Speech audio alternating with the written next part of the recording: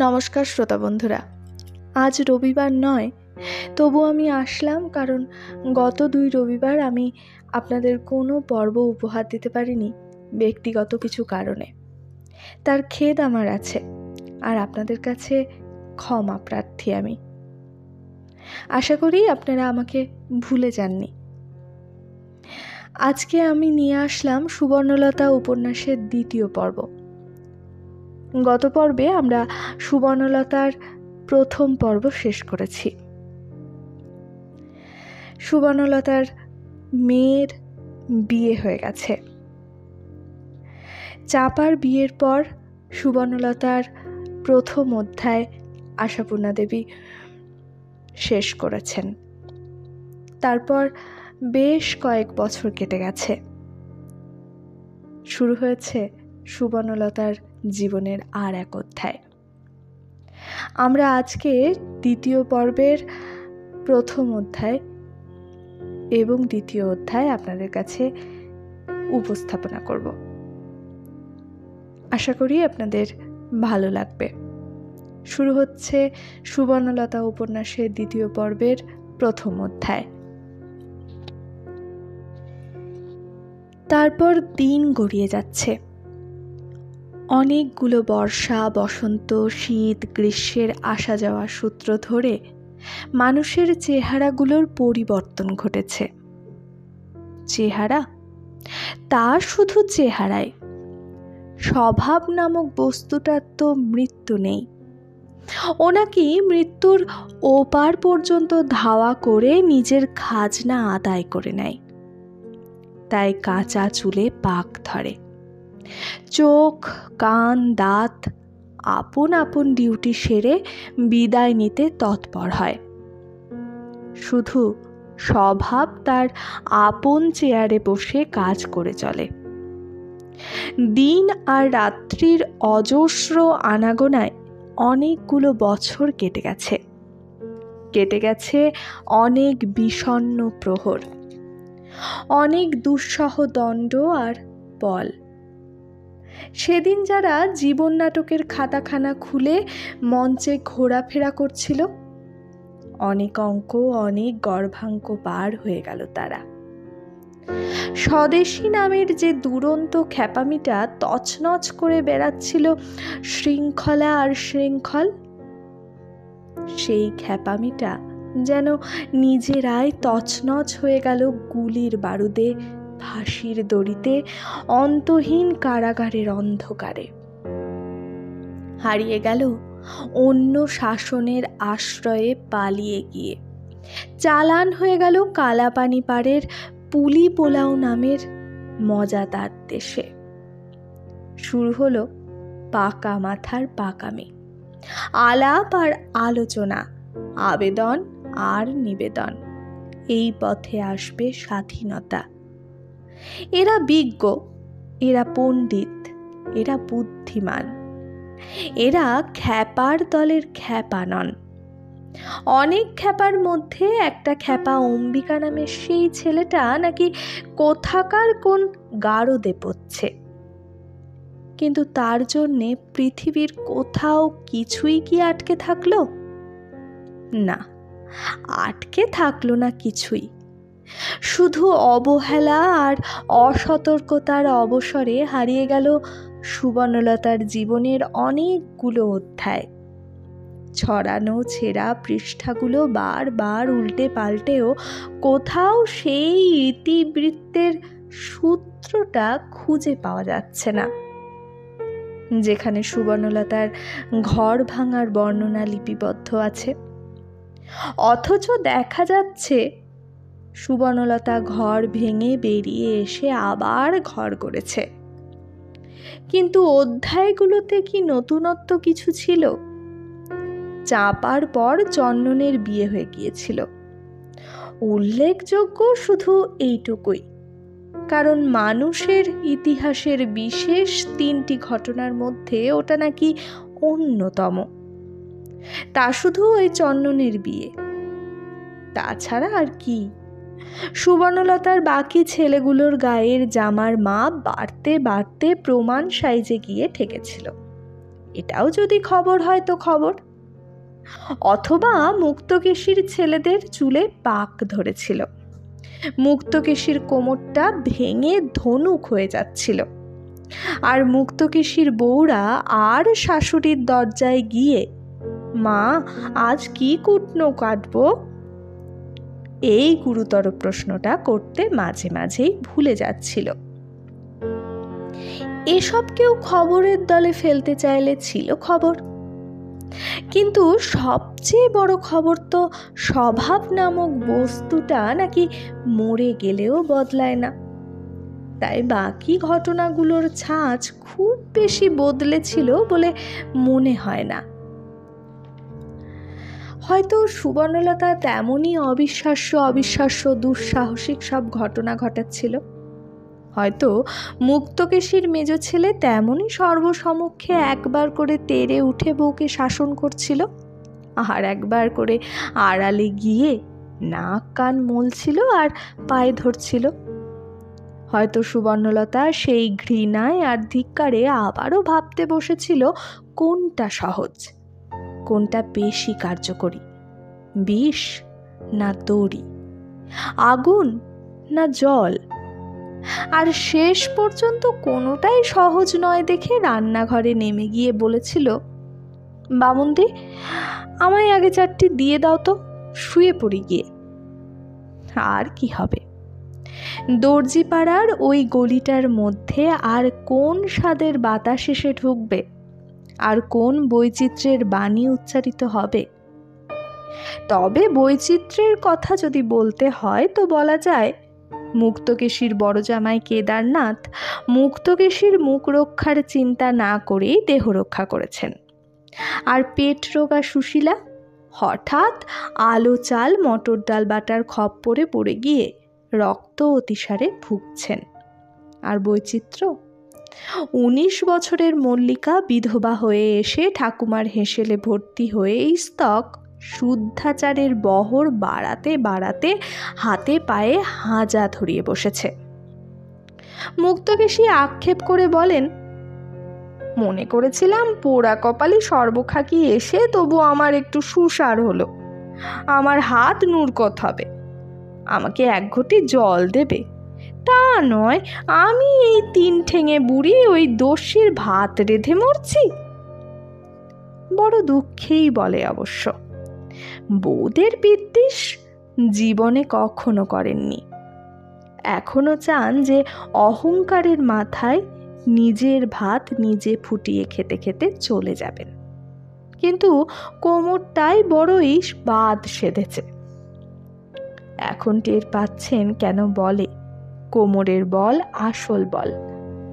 মল্লিকাটার কপাল পোড়ায় নিজের কপাল ছেঁচেছিলেন সত্যি, তবু ভেবেছিলেন এ তো পরের মেয়ে নয়, ঘরের মেয়ে, এর কাছে একটু বিদ্বেষ করলে অহংকারটা খর্ব হবে না। তা উল্টো বিপরীত, তার ভাত নিয়েই ডেকে ডেকে মরতে হয়, স্নান আর শেষ হয় না তার। তাছাড়া বউরাই বা কে কোথায়, সেই বাঁধানো সংসার আর নেই এখন। বড় বউয়ের শরীর ভেঙেছে, মন ভেঙেছে, মেজ বউ বরের পয়সায় দেমাকে এ বাড়ির ভাগ ছেড়ে দিয়ে অন্যত্র বাড়ি হাঁকড়েছেন। সেজো ছোট 2 বউ একই রান্নাঘরে ভিন্ন হাঁড়ি। মুক্তকেশী এখন ভাগের মা, তবু মেজটারই চোখের চামড়া আছে, দূরে থেকেও মুক্তকেশীর ব্যয়ভার বহন করে সে, সময়ে অসময়ে দেখে, মুক্তকেশীর ইচ্ছে পূরণের খাতে যা খরচাপত্র হয় দায় পোহায়। সুবোধের সামান্য কটি টাকা পেনশন, করবেই বা কি, আর দুটো তো কোন জুসের এক শেষ। নিজের সেই জমজমাট সংসার আর দাপটের দিনগুলোর কথা মনে পড়লে নিঃশ্বাস পড়ে মুক্তকেশীর। নিতান্ত রাগের সময় ঘরে বসে আঙুল মটকানো আর গাল দেওয়া ছাড়া কিছু করার নেই, এমনকি গলাটা শুদ্ধ বাদ সেধেছে। চেঁচিয়ে কাউকে বকতে গেলেই কাস্তে কাস্তে দম আটকে আসে। মুক্তকেশী অতএব আঙুল মটকান আর ভাঙা গলায় থেমে থেমে বলেন, মরছেন সব চক্ষু ছদ্মের অহংকারে মরছেন। আমিও মুক্তকেশী বামনি এই বাসি মুখে বলে যাচ্ছি, যে দুর্গতি আমার হচ্ছে সে দুর্গতি তোদেরও হোক। কিন্তু সেই ওরা কারা? শুধু কি মুক্তকেশীর বউ কটা? তা বললে অবিচার করা হবে। মুক্তকেশী আর এক চোখা নন। মুক্তকেশী তার নিজের মেয়েকেও বলেন। বিরাজ যখন বেড়াতে এসে ভাই ভাজদের কাছে সারাক্ষণ কাটিয়ে চলে যাবার সময় একবার এ ঘরে এসে ঢোকে, বলে, মা কেমন আছো গো? তখন মুক্তকেশী ভারী মুখে বলেন, খুব হয়েছে, আর মার সোয়াগে কাজ নেই বাছা। যাদের চক্ষু ছরদ আছে তাদের কাছেই বসোগে। আর চলে গেলে বিড় করেন। কিন্তু সে তো শেষের দিকে। সুবর্ণ যখন ঘর ভাঙল, তখন কি মুক্তকেশীর কোমর ভেঙেছিল? না, তখনও মুক্তকেশীর কোমর ভাঙেনি। তখনও মুক্তকেশী কিছুটা শক্ত ছিলেন। তখন মুক্তকেশীর সাপান্তের গলা আকাশে উঠেছে। তখন মুক্তকেশী বউ ভিন্ন হয়ে যাওয়ায় বুক চাপড়েছেন, নিচে বেরিয়েছেন এবং ভবিষ্যৎবাণী করেছেন, আবার মাথা হেট করে ফিরে আসতে হবে, থোতা মুখ ভোতা হবেই। কারণ ভিন্ন হয়ে বুঝবে কত ধানে কত চাল। এখন 5 জনের ওপর দিয়ে সংসারের দায় উদ্ধার হচ্ছে। কিন্তু মুক্তকেশীর সে বাণী সফল হয়নি। সুবর্ণ ফিরে আসেনি। সুবর্ণ সেই ভাড়াটে বাড়ি থেকে নিজের বাড়িতে গিয়ে উঠেছিল। এজমালি এই বাড়িটার নিজের অংশের ঘরখানা তালা চাবি বন্ধ করে রেখে যায়নি সুবর্ণ। তার জন্যে টাকাও চায়নি। এমনকি ধীরে ধীরে যে 2-4টে আসবাবপত্র জমে উঠেছিল কাঁচা পয়সাওয়ালা প্রবোধের, সেসবেরও কিছু নিয়ে যায়নি নিজের বাসনপত্র। শুধু পরবার কাপড় চোপড় আর শোয়ার বিছানা এই সম্বল করে বেরিয়ে পড়েছিল এই গলি থেকে। একদা যে গলিতে ঢুকে মর্মান্তিক রকমের ঠকেছিল সুবর্ণ। নতুন চুনের আর নতুন রঙের কাঁচা গন্ধে ভরা একখানা বাড়ির গোলক ধাঁধায় ঘুরে বেরিয়েছিল দক্ষিণের বারান্দা খুঁজতে। অবশেষে দক্ষিণের বারান্দা হলো সুবর্ণলতার। বড় রাস্তার ধারে, সবুজ রেলিং ঘেরা, লাল পালিশ করা মেঝে, চওড়া বারান্দা। সেই বারান্দার কোলে টানা লম্বা বড় ঘর, পূবে জানালা, দক্ষিণে দরজা। ওই পূবটাকে আচ্ছন্ন করে কোনো বাড়ি ওঠেনি। খোলা একখানা মাঠ পড়ে আছে। ঘরের মধ্যে বিছানায় শুয়ে ভোরবেলায় সূর্য ওঠা দেখতে পাওয়া যায়। আর কি তবে চাইবার রইল সুবর্ণলতার? আর কি রইল অসন্তোষ করবার, অভিযোগ করবার, উত্তাল হবার, বিষণ্ণ হবার?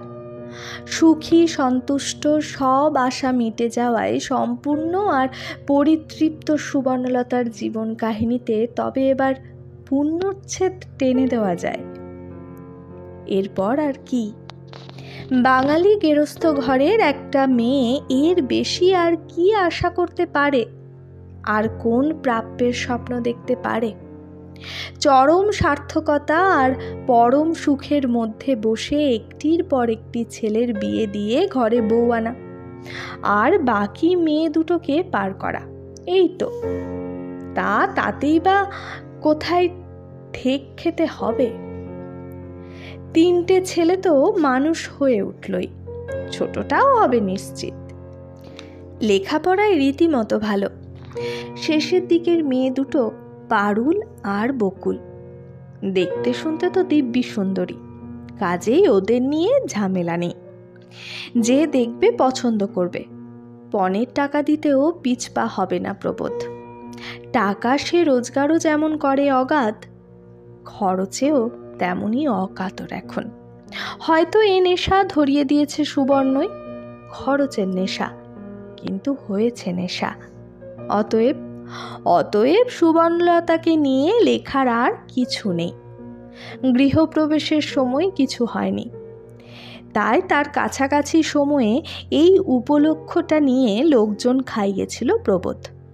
কিন্তু এ ঘটনার মধ্যে সে প্রশ্নের উত্তর কোথায়? এ তো রীতিমতো সুখাবহ ঘটনা।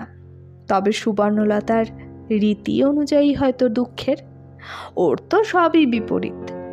যারা ওকে নিয়ে ঘর করেছে আর জ্বলে পুড়ে মরেছে তারা সবাই বলে বিপরীত, সব বিপরীত। বিপরীত বুদ্ধি, বিপরীত চিন্তা, বিপরীত আচার আচরণ। অতএব ঘটনাকে লিপিবদ্ধ করেই দেখা যাক। প্রথমে নাকি প্রস্তাবটা তুলেছিল প্রবোধী, আর সেই প্রথম নাকি সুবর্ণলতা বলেছিল, গুরু মন্ত্রতন্ত্র নিচ্ছি না এখন। যদি কখনো তেমন ইচ্ছে হয়, যদি কাউকে এমন দেখি মাথা আপনি নত হতে চাইছে, গুরু বলে তখন দেখা যাবে। আলাদা হয়ে আসার পর কিছুদিন চক্ষু লজ্জায় ও বাড়ি যেতে পারেনি প্রবোধ, কিন্তু সুবর্ণলতার প্ররোচনাতেই যেতে হয়েছে শেষ পর্যন্ত। মায়ের হাত খরচ বলে মাসিক 25 টাকা করে দিয়ে পাঠিয়েছে সুবর্ণ, একরকম জোর করে। প্রবোধ বলেছে, অত ধ্যাসটামো করতে আমি পারবো না, ও টাকা মা পা দিয়ে ছুঁড়ে ফেলে দেবেন। সুবর্ণ বলেছিল, একবার ফেলে দেন, তুমি বারবার পায়ে ধরে নিয়ে ছাড়বে। মায়ের পায়ে ধরায় তো লজ্জাও নেই, অমান্যও নেই। তার শেষ পর্যন্ত যেতে হয়েছিল, যদিও ছোট ভাইরা বাঁকা হাসি হেসে তুমি যে হঠাৎ বলে উত্তরটা না নিয়েই চলে গিয়েছিল, এবং সুবোধ গম্ভীর গম্ভীর বিষণ্ণ বিষণ্ণ মুখে বলেছিল, ভালো আছো তো? ছেলেপুলে সব ভালো? আর বাড়ির ছেলে মেয়েগুলো আশপাশ থেকে উকিঝুঁকি মারছিল, কথা বলেনি। আর মুক্তকেশী দেখেই ডুকরে কেঁদে উঠেছিলেন। তথাপি টাকাটার সদ্গতি হয়েছিল। পা দিয়ে ছুঁড়ে ফেলে দেননি মুক্তকেশী, শুধু ভারী মুখে বলেছিলেন, তুমি যখন লজ্জার মাথা খেয়ে আগ্রহ করে দিতে এসেছ, তখন আর তোমার মুখটা ছোট করব না। দিচ্ছ রাখছি, তবে কেন আর ছেঁড়া চুলে খোপা বাঁধার চেষ্টা? তুমি তো সব সম্পর্ক তুলেই দিয়েছ। ওচানো খাড়া ঘাড়ে পড়েনি, এই পর্যন্তই হয়েছে। তার সেদিনে সেই নিশ্চিন্ততার পর থেকে প্রবোধ নিত্য ওপাড়ার যাত্রী। ওপাড়ার তাসের আড্ডারও প্রবোধহীন হচ্ছে না। আর মজা এই, বাড়িতে থাকাকালে দিনান্তে মায়ের সঙ্গে যতটুকু গল্প হতো, মায়ের কাছে যতটুকু বসা হতো, তার চতুর্গুণ হচ্ছে এখন। আর সেই অবসরেই মুক্তকেশী তার অন্য ছেলে বউদের সমালোচনা করে করে মনের ভার মুক্ত হয়ে একদিন ওই গুরু মন্ত্রের কথা তুলেছিলেন। ওটা না হলে তো আর হাতের জল শুদ্ধ হবে না। এতখানি বয়স হলো, অদীক্ষিত শরীর নিয়ে থাকা, ছি। তাছাড়া মরণের তো ধরন ঠিক করা যায় না। কাজেই হঠাৎ একদিন যদি দেহই রক্ষা করে বসে সুবর্ণলতা, তো সেই অদীক্ষিত দেহের গতি হবে কি? সুবর্ণলতা বরের মুখে শুনে হেসে উঠেছিল, বলেছিল, গতিটা কি দেহের না আত্মার? তোমাদের ওই কুলগুরুর বংশধর বলেই যে ওই গাঁজাখোর শুটকো ছেলেটাকে গুরু বলে পা পুজো করতে বসবো, সে আমার দ্বারা হবে না। এ কথা শুনলে ঘরে পরে কে না ছিছিৎকার করবে সুবর্ণলতাকে? করেছিল তাই। বলেছিল, এসব হচ্ছে টাকার গরম। এমনকি যার টাকার উত্তাপে এত গরম সুবর্ণলতার, সেই প্রবোধই বলেছিল, দুটো টাকা হয়েছে বলেই তার গরমে ধরাকে সরা দেখো না মেজ বউ। সেই যে মা বলে, ভগবান বলে, দেব ধন দেখব মন, কেড়ে নিতে কতক্ষণ। সেটাই হচ্ছে সার কথা। ভগবান মানুষকে দেন, দিয়ে পরীক্ষা করেন। সুবর্ণলতা হেসে ফেলেছিল। তোমার মুখে ভগবানের বাণী? এ যেন ভূতের মুখে রাম নামের মতো। কিন্তু কি করব বলো? যাকে গুরু বলে মন সায় না দেয়, না মানে, প্রবোধ রেগে উঠে বলেছিল, তা তোমার গুরু হতে হলে তো মাইকেল, নবীন সেন, বঙ্কিমচন্দ্র কি রবি ঠাকুরকে ধরতে হয়। তারা আসবেন তোমার দেহশুদ্ধির ভার নিতে। দীক্ষাহীন দেহের হাতের জল শুদ্ধ হয় না, তা জানো? এই কথা যেন কে না জানে এই কথা বলে সুবর্ণ যেন একটু মাত্রা ছাড়া হাসি হেসেছিল। তারপর হাসির চোখ মুখ সামলে বলেছিল, শুধু দেহ, তার জন্য এত দুশ্চিন্তা? তা নেব তাহলে মন্তর, ওই তোমাদের গেজেল গুরুপুত্রের কাছেই নেব। দেহটার মালিক যখন তুমি, তখন তোমার মনের মতন কাজই হোক। প্রবোধ অবশ্য ওই হাসি আর কথার মানেটা খুব একটা হৃদয়ঙ্গম করেনি, তবে চেষ্টাও করেনি। হৃদয়ঙ্গম করতে বোঝা যাচ্ছে রাজি হয়ে গেছে। আর ভয় নেই, কারণ একবার যখন কথা দিয়েছেন মেজগিন্নি, আর সে কথা নড়চড় হবে না। এই বেলা লাগিয়ে দেওয়া যাক। অতএব গুরু মন্ত্রে দীক্ষা হলো সুবর্ণলতার। এ উপলক্ষে সমারোহের কথা তো আগেই বলা হয়েছে। বিস্তর খরচ করে ফেলল প্রবোধ, বিস্তর গুরু দক্ষিণা দিল। বলল, এতটা কাল ধরে তো এত রোজগার করছি, সে রোজগারে ভূত ভোজন ছাড়া কখনো সৎ কাজ হয়নি। এ তবু একটা সৎ কাজ, একটা মহৎ কাজে লাগলো। মুক্তকেশী এসে যজ্ঞের হাল ধরেছিলেন। যজ্ঞ শেষে হৃষ্টচিত্তে সকলকে বলে বেড়াতে লাগলেন, জানি আমার পেব যা কারণ করবে মানুষের মতনই করবে। মেজ বৌমারও স্বভাবটাই খ্যাপাটে, নজর উঁচু, আর চিরকালের ভক্তিমতী। দেখেছি তো বরাবর গো ব্রাহ্মণ গুরু পুরুত কালী গঙ্গা যখন যাতে খরচ করেছি, সব খরচ মেজ বৌমায় ঝুঁকিয়েছে, যেচে সেধে সেধে। তা ভগবানও তেমনি বারবারন্ত বাড়াচ্ছেন, মনের গুণে ধন। মেয়েদের বিয়ের সময় যখন এই পেবই একটু খরচপত্তর বেশি করে ফেলেছিল, মুক্তকেশী ন ভূত ন ভবিষ্যতি করেছিলেন, বলেছিলেন চাল চালিয়াতি দেখানো এসব। কিন্তু এখন অন্য কথা বললেন।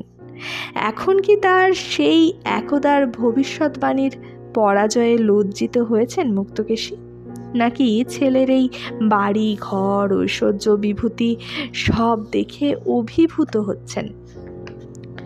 তাই মুক্তকেশীর মুখ দিয়ে বেরোয়, কি খাসা ভাড়ারখানা মেজ বৌমার, দেখলে প্রাণ জুড়োই। পেব অবশ্য অনেকবার চুপি চুপি অনুরোধ জানিয়েছিল মাকে এই থাকাতেই থেকে যেতে। সুবর্ণলতাও তার স্বভাবগত উদারতায় বলে ফেলেছিল সে কথা। তা বেশ তো, এখানেই কেন থাকুন না, এটাও তো আপনারই বাড়ি। কিন্তু কেন কে জানে মুক্তকেশী রাজি হননি। মুক্তকেশী যজ্ঞী তুলে দিয়েই চলে গিয়েছিলেন, আর কখনো সে কথা নিয়ে কথা ওঠেনি। শুধু সুবর্ণলতার বড় মেয়ে চাপা, যে নাকি এই উপলক্ষে এসেছিল, সে বলেছিল, ঢের ঢের মেয়ে মানুষ দেখেছি বাবা, আমার মাটির মতন এমন বেহায়া দুটি দেখিনি। আমার সাহস হলো ঠাকুমাকে এখানে থাকার কথা বলতে। কিন্তু সেটা একটা ধর্তব্য কথা নাকি? চাপা তো চিরকালই তার মায়ের সমালোচনা করে, ওটা কিছু নয়। তবে দুঃখটা কোথায়? তবে কি সেই পারুল স্কুলে ভর্তি করাতে? তা হতেও পারে। পারু বকুকে স্কুলে ভর্তি করার কি হলো? কতদিন ধরে বলছি যে। ভানুর কাছে এসে আবেদন জানিয়েছিল সুবর্ণলতা। বড় ছেলে, তার ওপর আস্থা এনেছিল। বলেছিল, তোদের বাপের দ্বারা হবে না, তোরা বড় হয়েছিস, তোরা নিবি ভার। ভানু আজকাল করে এড়াচ্ছিল। একদিন ভুরু কোচকালো, ঠিক ওর সেজো কাকা যেমন ভঙ্গিতে ভুরু কোচকায়। ভুরু কুচকে বলেছিল, পারুকে এখনো স্কুলে ভর্তি করার সাধ্য মার? আশ্চর্য মা, অত বড় ধিঙ্গি মেয়ে স্কুলে যাবে? যাবে, স্থির স্বরে বলেছিল সুবর্ণলতা। ভানু তথাপি কথা কেটেছিল। গিয়ে তো ভর্তি হবে সেই খুদে খুদে মেয়েদের সঙ্গে, লজ্জা করবে না? সুবর্ণলতা একবার ছেলের ওই বিরক্তি কুঞ্চিত মুখের দিকে নির্নিমেষ দৃষ্টি হেনে বলেছিল, লজ্জা তো ওর করবার কথা, লজ্জা করবার কথা ওর বাপ ভাইয়ের নয় বাবা, কিন্তু একের অপরাধের লজ্জা অপরকে বইতে হয়, এই হচ্ছে আমাদের দেশের রীতি, তাই হয়তো করবে লজ্জা, কিন্তু উপায় কি? একেবারে ঘরে বসে থাকলে তো লজ্জা আরো বেড়েই চলবে। ভানু যে মাকে ভয় করে না তা নয়, ভেতরে ভেতরে যথেষ্ট করে, কিন্তু অতটা ভয় করে বলেই হয়তো বাইরে নির্ভয়ের ভাব ফোটাবার চেষ্টা করে। তাই অগ্রাহ্য ভরে বলে, লজ্জার কি আছে? দিদি, চন্দন, ও বাড়ির সব মেয়েরা সবাই লজ্জায় একেবারে মরে আছে, আর এই বুড়ো বয়সে তোমার পারুলের স্কুলে ভর্তি হয়ে হবেটা কি? রাত দিন তো নাটক নোভেল গেলা হচ্ছে মেয়ের, আবার শুনি পদ্য লেখেন, আর দরকার? সুবর্ণলতা আজকাল অনেক আত্মস্থ হয়েছে বৈকি, অনেক নিরুত্তাপ, তাই ফেটে না পড়ে সেই নিরুত্তাপ গলায় বলে, মনের অন্য কোনো খোরাক নেই বলেই নাটক নোভেল পড়ে, লেখাপড়ার চাপ থাকলে করবে না। যাক, তুমি পারবে কিনা সেটাই বলো। পারা না পারার কথা হচ্ছে না, ভানু বিরক্ত গলায় বলে, এরকম বিশ্রী কাজ করতে যে কি মুশকিল লাগে সে ধারণা নেই তোমাদের, তোমরা স্রেফ হুকুম করেই খালাস। তাল গাছের মতো একটা মেয়ে নিয়ে ভর্তি করাতে যেতে হবে প্রাইমারি স্কুলে, মাথা কাটা যাবে না? সুবর্ণলতার বড় স্বাদ ছিল যে তার ছেলেরা বাড়ির ওই অকাল বৃদ্ধ কর্তাদের ভাষা থেকে অন্য কোনো পৃথক ভাষায় কথা বলবে, যে কথার ভাষা হবে মার্জিত, সভ্য, সুন্দর, যাতে থাকবে তারুণ্যের ঔজ্জ্বল্য, কৈশোরের মাধুর্য, শৈশবের লাবণ্য। সুবর্ণলতার সে স্বাদ মেটেনি, পাগলের সব স্বাদ মেটাও শক্ত বৈকি। তাছাড়া কথা শেখার সমস্ত বয়সটা পার করে ফেলে তবে তো এই অকাল বৃদ্ধদের আবেষ্টন ছেড়ে আসতে পেরেছে সুবর্ণলতার ছেলেরা। তাছাড়া একখানি বড় রকমের আদর্শ তো চোখের সামনেই আছে। তাই ভানু কর্তাদের ভাষাতেই কথা বলে, বলে মাথা কাটা যাবে না। সুবর্ণলতা ওই মাথা কাটার কথাটা নিয়ে আর কথা কাটাকাটি করে না। সুবর্ণলতা শুধু ঠোঁটটা কামড়ে বলে, প্রাইমারি স্কুলে ভর্তি করতে হবে কেন? বলেছি তো অনেকবার, পারু নিজের চেষ্টায় যথেষ্ট শিখেছে, তাতে 4-5টা ক্লাসের পড়া হয়ে গেছে, সে বুঝে উঁচু স্কুলে দেবে। ভানু অগ্রাহ্যের হাসি হেসে বলে, হ্যাঁ, মেয়েরা তোমার ঘরে বসে অরুদত্ত তরুদত্ত হচ্ছে, তাই এখন থেকেই পদ্য। কথা শেষ করতে পারে না। সুবর্ণলতা তীব্র স্বরে বলে ওঠে, চুপ চুপ, আর একটাও কথার দরকার নেই, মিথ্যেই আশা করে মরেছিলাম, চিনেছি তোদের সবাইকে, বুঝেছি জীবনের সর্বস্ব সার দিলেও আমরা গাছে আম ফলানো যায় না। হ্যাঁ, সুবর্ণলতা বুঝেছে আমরা গাছে আম ফলানো যায় না, তিল তিল করে বুঝেছে। বুঝে বুঝেও চোখ বুজে অস্বীকার করতে চাইছিল এতদিন, যেমন অন্ধকারে ভূতের ভয়কে ঠেকিয়ে রাখতে চায় লোকে খোলা চোখকে বন্ধ করে ফেলে। কিন্তু ক্রমশই ধরা পড়ছে, আর মনের সঙ্গে মন ভোলানো খেলা চলবে না, আর ছেলে মানুষের মুখের শেষ বুলি বলে উড়িয়ে দেওয়া যাবে না। ভানুর বিদ্রুপ ব্যঞ্জক মুখভঙ্গিমায়, চোখের পেশির আকুঞ্চনে আর ঠোঁটের বঙ্কিম রেখায় স্পষ্ট দেখতে পেয়েছে সুবর্ণলতা ওদের বংশের প্রথম গ্র্যাজুয়েট প্রভাসচন্দ্রকে। সুবর্ণলতাকে ব্যঙ্গ করাই ছিল যার প্রধানতম আনন্দ।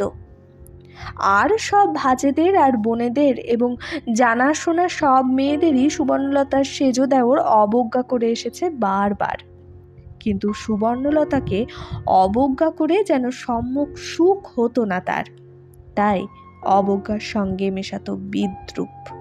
সেই বিদ্রুপ অহরহ প্রকাশ পেত চোখের কুঞ্চনে, ঠোঁটের বঙ্কিম রেখায় আর ধারালো হাসির ছড়িতে।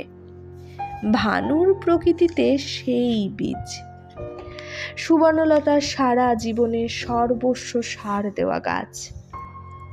সুবর্ণলতার আর বুঝতে বাকি নেই সে গাছ কোনো মহিরুহ হয়ে ওঠার প্রতিশ্রুতি বহন করছে না। সে গাছ বাঁশঝাড় মাত্র, যে বাঁশঝাড় বংশধারার অতুলন তুলনা। আজ আর সন্দেহ নেই, আজ শুধু নিশ্চিন্ত জানার স্তব্ধ নিশ্চেষ্টতা। আজ আর নতুন করে আতঙ্কের কিছু নেই। হঠাৎ আতঙ্কিত হয়েছিল সে একদিন, অনেক দিন আগে, সেই যেদিন বড় হয়ে ওঠা বড় ছেলের কাছে এসে হাসি হাসি মুখে বলেছিল সুবর্ণ, ভানু, তুই তো বড় হয়েছিস, পাশ দিলি, কলেজে ঢুকলি, আমায় একবার একটা জায়গায় নিয়ে যেতে পারবি? একলা চুপি চুপি। একলা চুপি চুপি। ভানু অবাক গলায় বলেছিল, তার মানে? মানে পরে বোঝাবো, পারবি কিনা বল আগে। ভানু এই রহস্য অভিযানের আকর্ষণে উৎসাহিত হয়নি। ভানু নিরুত্তাপ গলায় বলেছিল, কোথায় যেতে হবে না জেনে কি করে বলবো? আহা, আমি কি বাপু তোকে বিলেতে নিয়ে যেতে বলছি? সুবর্ণর চোখ, ভুরু, নাক, ঠোঁট সব যেন একটা কৌতুক রহস্যে নেচে উঠেছিল। এখান থেকে এমন কিছুই দূর নয়, বলতে গেলে তোর কলেজেরই পাড়া। ভানুর বোধ করি হঠাৎ একটা সন্দেহ জেগেছিল, তাই ভানু ভুরু কুঁচকে প্রশ্ন করেছিল, কি তোমার সেই বাপের বাড়ি বুঝি? সে আমার দ্বারা হবে টবে না। সুবর্ণর মুখের আলোটা দপ করে নিভে গিয়েছিল, সুবর্ণর চোখে জল এসে গিয়েছিল। সুবর্ণর ইচ্ছে হয়েছিল বলে, থাক, দরকার নেই, কোথাও যেতে চায় না তোর সঙ্গে। কিন্তু সে কথা বললে পাছে ভানুর সন্দেহটাই সত্য বলে প্রমাণিত হয়, তাই জোর করে গলায় সহজ সুর এনে বলেছিল, বাপের বাড়ির কথা তোকে বলতে আসিনি আমি।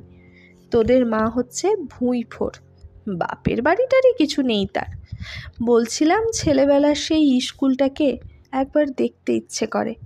সেই যে গরমের ছুটিতে চলে এলাম, ইহজন্ম আর চোখে দেখলাম না। হঠাৎ চুপ করে গিয়েছিল সুবর্ণ, অন্যদিকে মুখ ফিরিয়েছিল। কিন্তু ভানু মায়ের এই ভাব বৈলক্ষণ্য বুঝতে পারেনি, অথবা বুঝতে চেষ্টাও করেনি। ভানু যেন ব্যঙ্গের গলায় বলে উঠেছিল, তা আবার গিয়ে ভর্তি হবে? সুবর্ণ তখন আতঙ্কিত হয়নি। সুবর্ণ মনে করেছিল সবটাই ছেলে মানুষের ছেলে মানুষই কৌতুক। 16 বছরের ছেলেকে ছেলে মানুষই ভেবেছিল সুবর্ণ, তাই বলে উঠেছিল, হ্যাঁ, হব ভর্তি। তুই জ্যাঠামশাই হয়ে আমাকে ঘাগরা পরিয়ে হাত ধরে নিয়ে গিয়ে ভর্তি করে দিবি। আরে বাবা, রাস্তা থেকে একবার চোখের দেখাটা দেখব। রাস্তা থেকে? ভানু যেন পাগলের প্রলাপ শুনছে। তা তবুও সুবর্ণ প্রলাপ বকেছে। হ্যাঁ, রাস্তা থেকে, হাঁ করে দাঁড়িয়ে দাঁড়িয়ে। ভয় নেই বাবা, গাড়ি থেকে নামতে চাইবো না, শুধু গাড়িটা একবার সামনে দাঁড় করাবি, জানালা দিয়ে একটু দেখব বলেছিল। আর ঠিক সেই সময় সেই হাসির আভাস ফুটে উঠেছিল ভানুর মুখে, যে হাসি এ বাড়ির প্রথম গ্র্যাজুয়েট প্রভাসচন্দ্রের এক চেটে। আর তখনই ধরা পড়েছিল ওর মুখের গড়নটা ওর সেজ কাকার মতো। সুবর্ণলতা সহসা শিউরে উঠেছিল, তথাপি সুবর্ণলতা যেন মনে মনে চোখ বুজেছিল। সুবর্ণলতা ভেবেছিল, কখনো না, আমি ভুল দেখেছি। তাই সুবর্ণ আবার তাড়াতাড়ি কথা বলে উঠেছিল, যেমনভাবে ছোট ছেলেকে বকে মায়েরা, বলে, এত বড় হলি, এটুকু আর পারবি না? তবে আর তুই বড় হয়ে আমার লাভটা কি হলো? ভানু নিরুত্তাপ গলায় বলেছিল, কারুর লাভের জন্যে কি আর কেউ বড় হয়? বয়স বাড়লে বড় হওয়া নিয়ম, তাই হয়। ও তুমি বাবার সঙ্গে যেও, আমি বাবা মেয়ে মানুষকে নিয়ে কোথাও যেতে তেতে পারবো না। সাধে তোমায় পাগল বলে লোকে, যত সব কিম্ভূত কিমাকার ইচ্ছে। সেই দিন সেই দিন ভয়ঙ্কর এক আতঙ্কে হাত পা হিম হয়ে গিয়েছিল সুবর্ণর। সুবর্ণ তার ছেলের মুখে তার সেজো দেওরের ছায়া দেখতে পেয়েছিল। সুবর্ণ যেন মনে মনে কল্পনা করে আসছে এ যাবৎ, ভানু বড় হয়ে উঠলেই সে একটু স্বাধীন হবে, সে পৃথিবীর মুখ দেখতে পাবে, আর সেই দেখার পরিধি বাড়াতে বাড়াতে একদিন ট্রেনে চেপে বসবে বহু দিনের হারিয়ে যাওয়া একখানি মুখ দেখতে। কারো কোনো মন্তব্য প্রকাশের সাহস হবে না। সুবর্ণ বড় গলায় বলবে, আমার ছেলের সঙ্গে যাচ্ছি আমি, বলুক দিকি কেউ কিছু, উপযুক্ত ছেলের মা আমি, আর তোমাদের কচি খুকি বউ নই। এবং তার সেই উপযুক্ত ছেলেও বলে উঠবে, সত্যিই তো, আমি বড় হয়েছি, আর আমার মাকে তোমরা অমন জাঁতার তলায় রাখতে পারবে না। কিন্তু স্বপ্ন ভেস্তে গেল। সুবর্ণলতার ছেলে বলল, মেয়ে মানুষকে নিয়ে রাস্তায় যাওয়া আমার দ্বারা হবে না। মেয়ে মানুষ, মেয়ে মানুষ, প্রতিটি অক্ষরে যেন মুঠো মুঠো অবজ্ঞা ঝরে পড়ছে। এই অবজ্ঞার উৎস কোথায়? অশ্রদ্ধ ঋণের কুণ্ঠাময় অনুভূতি। ধনীটিরে প্রতিধ্বনি সদা ব্যঙ্গ করে, ধনীর কাছে ঋণী সে যে পাছে ধরা পড়ে। একদা যে এই মেয়ে মানুষের দেহ দুর্গে আশ্রয় নিতে হয়েছিল, সে কথা অস্বীকার করার উপায় নেই। নিতান্ত অসহায় অবস্থায় তার সহায় ছাড়া গতি ছিল না, সে কথা অস্বীকার করার উপায় নেই। তাই অবজ্ঞা দিয়ে ঢাকা দিতে হবে সেই ঋণ। অথবা আর এক উপায় আছে, অতি ভক্তির জাঁকজমক, যেটা মুক্তকেশীর ছেলেদের, আরও অমন অনেক ছেলেদের। সুবর্ণর ছেলে দ্বিতীয় পথে যায়নি, সুবর্ণর ছেলে সহজ পথটা ধরেছে। রক্ত মাংসের এই ঋণটা অশ্রদ্ধ একথা স্বীকার না করে সবটাই অবজ্ঞা দিয়ে ওড়াবে। আর তারপর যখন বড় হবে, যখন ওর নিজের রক্ত মাংস ওর শত্রুতা করবে, যখন সেই শত্রুর কাছে অসহায় হবে, দুর্বল হবে, চির অবজ্ঞেয় ওই জাতটার কাছে ভিক্ষা পাত্র নিয়ে দাঁড়ানো ছাড়া গতি থাকবে না, তখন আরও আক্রোশে মরিয়া হবে। অন্ধকারের অসহায়তায় সাক্ষীকে দিনের আলোয় পায়ে ছেঁচবে, অবজ্ঞা করবে, আর বিকৃত হয়ে বলবে, মেয়ে মানুষ, মেয়ে মানুষ। বেথুন স্কুলের বাড়িখানা আর একবার দেখবার বাসনা মেটেনি সুবর্ণলতার সেদিন। তবু সে তখনও একেবারে হতাশ হয়নি, তখনও খেয়াল করেনি বংশধারার মূল উৎস থাকে অস্থিমজ্জার গভীরে। পরিবেশ বড়জোর বালিশ দিতে পারে, যেটা হয়তো আরো মারাত্মক। কখন কোন মুহূর্তে যে সেই পালিশের অন্তরাল থেকে বর্বরতার রূঢ় দাঁত উকি মারবে ধারণা থাকবে না, দাঁতের তীক্ষ্ণতায় দিশেহারা হতে হবে। সুবর্ণলতা তার ছেলেকে পরিবেশ মুক্ত করে নিয়ে এসেছিল, তাই তার ছেলের গায়ে পালিশ পড়েছে, নিষ্প্রভ করে দিয়েছে সে তার এবাড়ির প্রথম গ্র্যাজুয়েট কাকাকে। তবে কি কানু, মানু আর সুবলও এই একই রকম হবে? দর্জিপাড়ার সেই গলিটায় এসে বাসা বাঁধবে সুবর্ণলতার এই হালকা ছিমছাম ছবির মতো গোলাপি রঙা বাড়িটার মধ্যে।